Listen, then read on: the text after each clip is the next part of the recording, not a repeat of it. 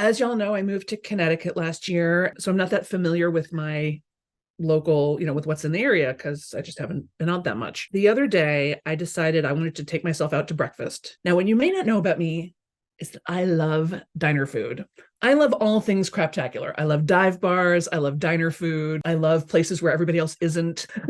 I like camping. I like things that are pretty down to earth. I like fancy things too sometimes, but I do love a good diner. And there was a diner near my house that I had not been to yet, and it had a lot of good reviews on Yelp. And so I was out running some errands and I was hungry. I hadn't eaten very much the day before. So I was like, diner food, diner breakfast. Yeah. So I go there. It's exactly the diner that you think it is. I get a little booth, very exciting. They show me the menu and they have a thing that's basically what I want. They call it very attractively the kitchen sink. What it is was sort of all the things I wanted for breakfast, but all piled up on one plate. Hash browns, and then with scrambled eggs on top, and then with like a biscuit and gravy, and then like some bacon, like all in a pile. Person comes over to take my order, and I said, I'd like this, but I'd like it deconstructed. Because here's the other thing, if you know me, I do love a sample platter. Like I love a poo-poo platter. I love having a lot of little things to pick at. When charcuterie boards started to become a thing, I was like, obviously that's dinner. Haven't you been to my house? Like I love having a lot of little things. I do not like having one big pile of things. So I was like, I would like this breakfast, but I would just like it all on separate plates or just spread out on one plate. Oh no, she says. No, we don't do that. You can't put my breakfast on different plates? No. Why? Let me get the manager. Sure, fine. Get the manager. Great. So the manager comes over. He's got a shaved head, kind of a thick neck, big shoulders, not very tall, sort of stocky. And he comes over, I wouldn't say aggressive, I would say defensive. He came over sort of defensive right away, right? So he's like, is there a problem here? And I said, no, I don't think so. I said, I would love to order this breakfast, but I just don't want it all piled up on a plate. I would like it deconstructed. No, we don't do that. Huh? He goes, it's against the rules. I said, it's against the rules to put things on just not piled up, just on a plate or on separate plates? Yeah, we can't do that. I said, why not? We just got a lot of trouble with substitutions. I said, oh, let me stop you right there. I totally get it. I've worked in food service. I've worked in hospitality. Substitutions are a nightmare. I totally agree with you there. I don't want any substitutions. I just don't want it all piled up and not bento box separate, just like on a plate. It's against the rules. And I said, really?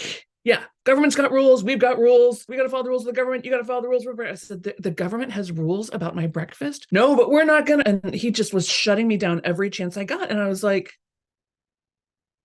I could feel my temperature rising. I could feel my heartbeat going. I almost never lose my temper. I've been in the most extreme situations and just like, I'm very proud of myself. Like I'm very slow to anger, probably too slow sometimes. There are times when I probably should have gotten angry and I didn't, but I just very rarely get angry.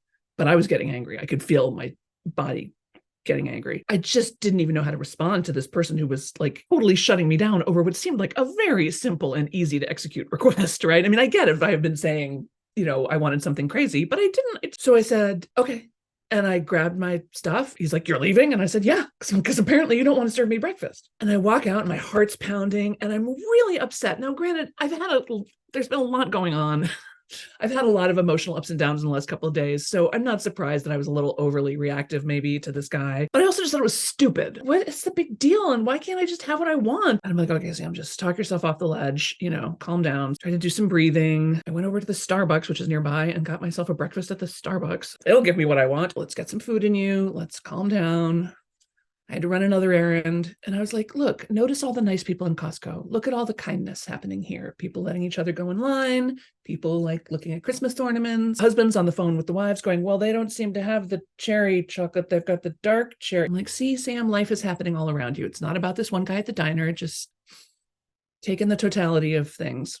These are all strategies that generally work for me when I am upset. Breathing, getting something to eat, noticing kindnesses and just people being people, even if they're not being kind, they're just being human. I find that sort of delightful. Nothing is working. I'm upset. I'm running it over and over again in my mind. And this is the point at which you might think, Sam, phone a friend, vent, talk this through. But I try to not do that. I try to not do that because of something my dear, dear friend and spiritual guide, the late, great Reverend William Thomas Jr. once told me, which was about praying your problems. He said, I see it all the time. People have a problem and they just get on the phone and go, can you believe that this happened to me? And what about this? And what about that? And I know. And then they call the next person. Can you believe this is how whatever. And can you, and this and that, and gossip, gossip, gossip. And it's just a way to burn up your life energy, griping and moaning to other people, probably putting a little crimp in their day. I mean, that's not exactly being a beacon of sunshine, is it? And it's just staying in the state of being of the problem, right? That's praying the problem. It's just, I'm going to hang on to this problem. I'm going to keep chewing on this problem, obsess about this problem. I'm going to tell everybody I know about this problem. That's not solving the problem. That's just you indulging your own grievances, petty grievances, to be fair. So I didn't want to do that. So then I go to my deep spiritual toolkit, right? I go with Byron Katie. If you don't know the work of Byron Katie, it's one of my favorite and most reliable spiritual tools of all time. Whenever something's not going my way, she just has these simple questions that she has you ask. And the first one is it true? Right? So I have a thought in my head that says, this man should have given me my breakfast on separate plates. Is that true? Well, clearly not, because he didn't. So he should be more attentive to me. Is that true? Again, he wasn't. I should be more attentive to him. Maybe. I'm not sure what that would mean. I should be more attentive to myself. Okay. Maybe not let myself get so hungry. Maybe not fly off the handle. Okay. All right. Still not really working though, right? I'm still upset. I'm still rerunning it in my head. I'm still like outraged, injustice over eggs. All right. So finally, I got home from running my errands and I'm still obsessing about this. It's hours later. And I'm like, I cannot let this ruin my day. And I don't want it to let it ruin my diner either, because if I don't work this out, now my local diner that I have to say looked pretty good when I was in there. And now I'm just gonna be mad. And every time I drive by it, I'm gonna be like, that's the place I don't like because they didn't give me my breakfast the way I wanted it. Man. So I'm like, there's not that many diners around. Like I should really not ruin my relationship with this one diner, even if they have no idea that we even have a relationship. So I called the restaurant. Hi, my name is Sam Bennett. I was in there a little while ago and I spoke to a man who I think might have been the manager. Oh, Mike. Sure. Mike. Great. Thank you. Yeah, he's the owner. Even better. May I speak to Mike? This is Mike. Hi, Mike. My name is Sam Bennett. I was in there earlier for breakfast and I wanted my things on separate plates. Yeah. Well, I just wanted to call him Sam. Sorry. Silence. Said it's not like me generally to storm out like that. I'm sorry I got upset. I didn't feel good about it. So I wanted to call and apologize to you for that. Oh, he says, you don't normally get that. And I said, I know. I've worked in hospitality. I get it. You're dealing with people in all kinds of states of being. And I just wanted to say, I'm sorry. All right. Well, okay. He still didn't apologize. He still didn't make nice with me. He didn't apologize back to me. It's okay. Because I didn't apologize to him for him. I apologized to him for me. I wasn't happy with my behavior. It wasn't his behavior that was upsetting me. I mean, I wasn't thrilled, but it was my behavior that was upsetting me. Aside from this question of who's right and who's wrong, because everybody's right. Everybody always thinks they're right. You think you're right in everything you do, the way you behave, right? In apologizing, in forgiving him, I reclaimed myself. I reclaimed the person that I want to be, which is the person who is calm and not so easily rattled by not quite getting exactly what I want. Because there's no reason I couldn't have said, okay, fine, I'll take this and that other thing. I mean, there were other items on the menu that did not come all piled up. And I know there's a thing, especially for women and maybe Midwesterners, but probably everybody, I'm just making a joke, about apologizing unnecessarily. Apologizing when you're not in the wrong. You bump into a chair and apologize to the chair. I've totally apologized to the chair. But I didn't feel like that was what this was. This was not coming out of low self-esteem or a knee-jerk reaction or a feeling that I didn't belong. It was more reclaiming the story that I did belong. And I was allowed to ask for what I wanted. And I was allowed to get angry about not getting it. And I was allowed to bring myself back to center and apologize, even to the grumpy bull-like man at the diner. So that's my story. I haven't been back yet. I'm looking forward to going back and we'll see how their breakfast actually is. Robert says, restaurant staff clearly trained by the airlines. Well, exactly. Lainey says, good solution, Sam. Thank you. Thank you, Lainey. It was, like I said, it was unusual for me. It's not like me to get all huffy like that. I have a very dear friend who is famous for getting into fights in restaurants when they don't give him what he wants. He gets all like, do you know you didn't? And he sort of delights in pitching a fit. I am not that person. Megan says, thank you for sharing this very real human experience. I appreciate your honesty. Yes. Shirley says, I wonder if you could have ordered each thing a la carte. Of course I could have. That's what I'm saying. I mean, there was a million ways to resolve the problem. So clearly the issue was not breakfast. So I urge you to look at this for yourself.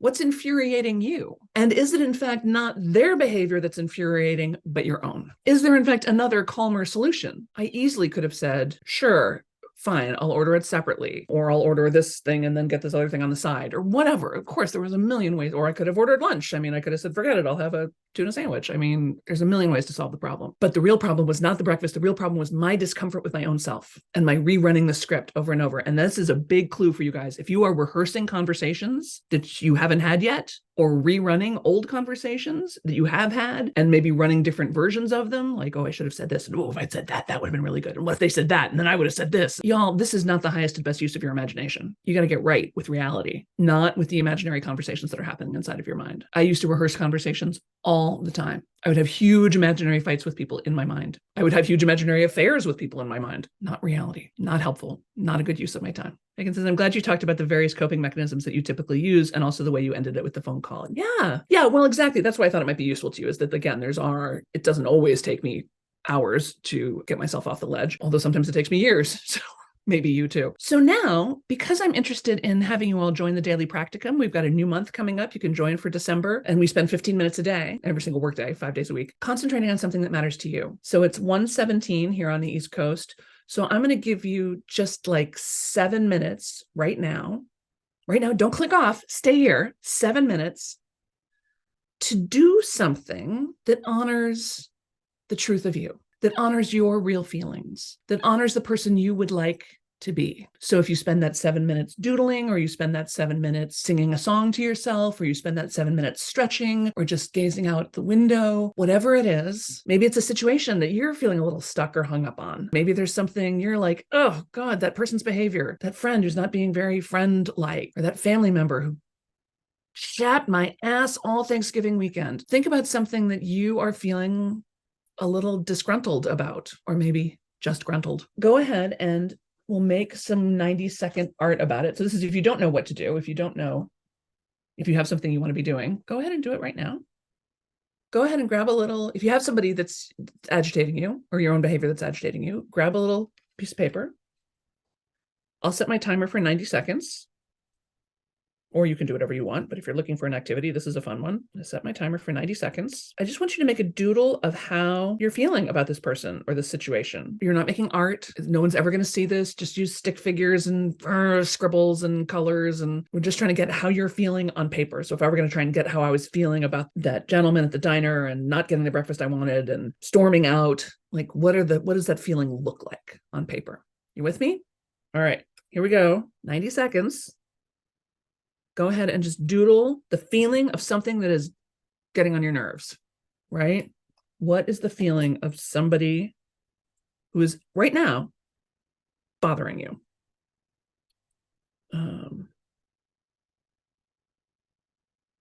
What is the feeling of that?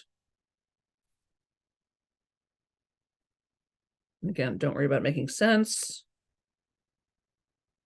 Don't worry about it being pretty. Just let whatever comes out come out and maybe surprise you.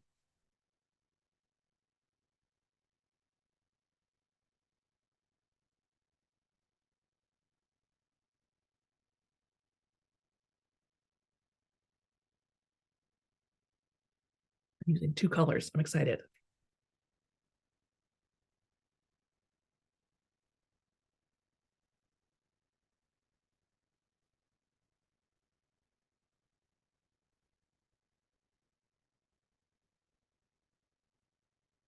Okay, we've got about 20 seconds left, so just keep going.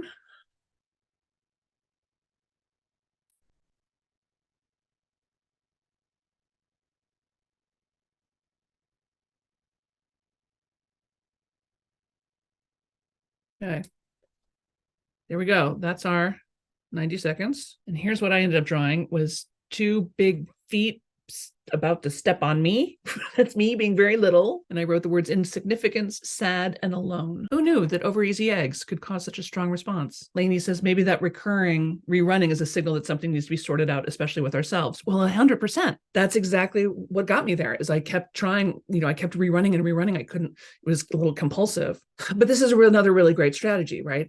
So what's the drawing of how it actually feels to you right now? And what do you notice about that drawing? Like, oh, I don't know that I would have used the word insignificant. That part of what bothered me about that was that I felt insignificant. I felt like it didn't matter. what I wanted. And then it made me feel sad and alone. I like to create connection with people who are serving me breakfast to be like, hey, we're in this together. So yeah, no wonder it bothered me. And now we can do another 90 seconds. Now I want you to take the same situation that's bugging you, and how would you like it to feel? How would you like it to be between you and your family member, between you and the government, between you and money, between you and your success? So again, just doodle the feeling that you would like to be having. And again, stick figures are fine, shapes are fine, colors, nothing too heady, right? Just get it out.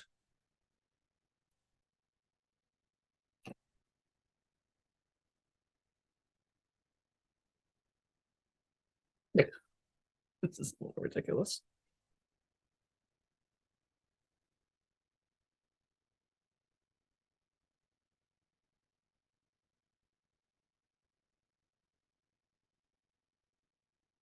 You got, again, about 20 seconds left.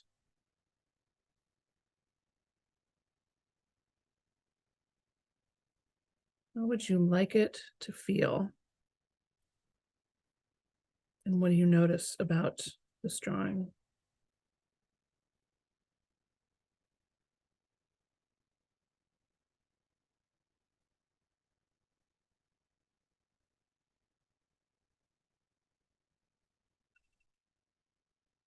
Good. And there's our 90 seconds.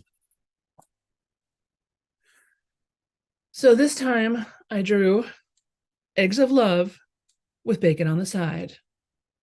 Now it does look like it's boobs. And it kind of makes me laugh, which is also a great way to get over anger and frustration. So we've gone from me being stepped on, egg, love, boobs, with me getting to have everything on a different plate like I like it. Or not different plate, but just not on top. What is this, a burrito? No, if you want to. Anyway, Gainell says, great move, Sam, to fix it on solutions and resolutions you have agency over rather than stepping into somebody else's behavior. Quicksand. Thank you very much. Right? This is the sign of spiritual maturity, is 100% responsibility for your life. You have to take 100% responsibility for your life. I don't have to take 100% responsibility for his behavior. Of course not. That's his problem. But how I respond to it and what I do with it, that's my job. So I didn't call to bitch at him or complain about him or talk bad about him to other people. My problem was in my own backyard. So that's where I focus. This is where we focus. This is our sphere of influences, right here, right here, right inside here, right inside here, right inside here, right inside here. Oop, more boobs. We often spend a lot of time focusing our attention on all the things we can't control, but that's a big waste of time. You got to spend your time concentrating on the things you can control. What is your sphere of influence? What can your hands and feet do? What can your mind do? What can your heart do? How can you heal yourself? Because waiting for other people to do it might take a minute. Waiting for other people to live up to your standards of behavior, never going to happen, because everybody's doing the best they can. And sometimes their best is kind of shitty. I think that guy's kind of a shitty business owner, but he doesn't care about my opinion, as well as I would have liked to feel that. I would have liked it to feel like love too, generosity of spirit, and not egg on anyone's face. But boom. Thank you for the button, Lainey. So that's it. That's the story of how I lost it in the diner and then got it back with a simple apology. I'll let you know next time I go if the diner's really any good, or if it's just a sign that the whole thing is kind of crap and I should move on. All right. Thank you so much for being here. I would love to have your friends join this Facebook group or subscribe to the YouTube channel or join my email list at therealsambennett.com. You can join the practicum at therealsambennett.com/practicum, which is our daily 15-minute work time. It happens at 9 a.m. Pacific, 12 noon Eastern. And it's just 15 minutes. We get on the Zoom, we work for 15 minutes silently. And then when the 15 minutes is up, we say, yay, 15 minutes is up. And everybody goes, I can't believe how much you got done. And I go, I know. It's amazing. It's only $47 for the month. Your satisfaction guaranteed, or your tuition cheerfully refunded. Gosh, even if you're only there once or twice a week, it's amazing how much you can get done and the energy and momentum you can get going, especially this time of year when everybody else is kind of slacking off. You can really get ahead. All right, everybody, let's do one more breath. Close out this circle. Thank you so much for being here and listening to my silly breakfast story. You ready? Let's inhale. 2, 3, 4. Hold. 2, 3, 4, 5, 6, 7. Out. 2, 3, 4, 5, 6, 7, 8. Thank you, everyone. Thank you for being here with me. Thank you for doing this with me. And may all your breakfasts be delicious.